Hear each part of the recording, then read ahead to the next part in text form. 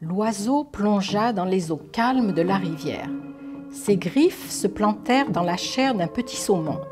En un éclair, mon nom c'est Nicole Dargère, je suis née, j'ai été éduquée en France et dans mes jeunes années, je suis arrivée d'abord à Toronto, mais le climat ne me satisfaisait pas tellement. Je trouvais les hivers un peu rudes et les étés un peu trop chauds.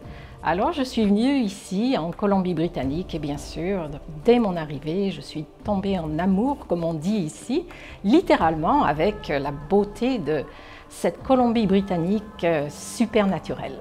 J'ai commencé d'écrire mon livre en septembre 2009.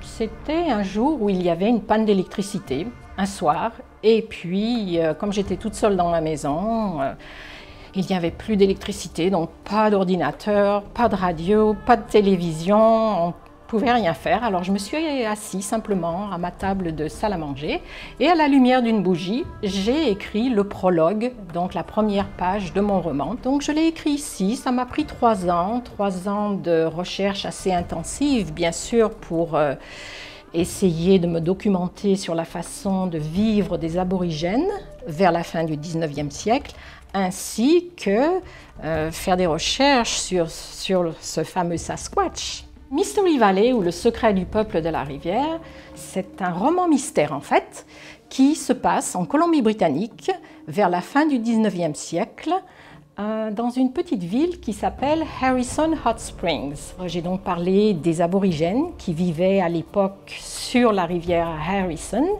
et j'ai donc décrit la façon dont ils construisaient leur longue maison, la façon dont ils construisaient leurs canoës, leurs outils de pêche et de chasse. Et en plus de ça, j'ai intégré dans mon histoire une légende.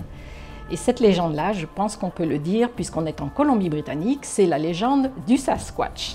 Oui, bien sûr, la raison pour laquelle j'y crois, c'est parce que je me suis beaucoup identifiée au rôle de Luyana. Luyana est donc cette doyenne qui a trouvé ce petit bébé Sasquatch. J'ai pris cet être que j'ai rendu plus acceptable, si vous voulez. Luyana l'a élevé, donc je l'ai élevé et j'ai pu communiquer avec lui. Et la fin, enfin, je ne vais pas bien sûr donner la fin du roman, mais je pense que ça passe très bien. J'ai eu de bons commentaires et j'espère pouvoir en faire un film un jour, peut-être. Donc je pense que le Sasquatch fait partie de ces animaux qui ne sont pas répertoriés, mais qui existent vraiment sur notre planète. C'est juste une question de temps. Les Sasquatch ont peur des êtres humains.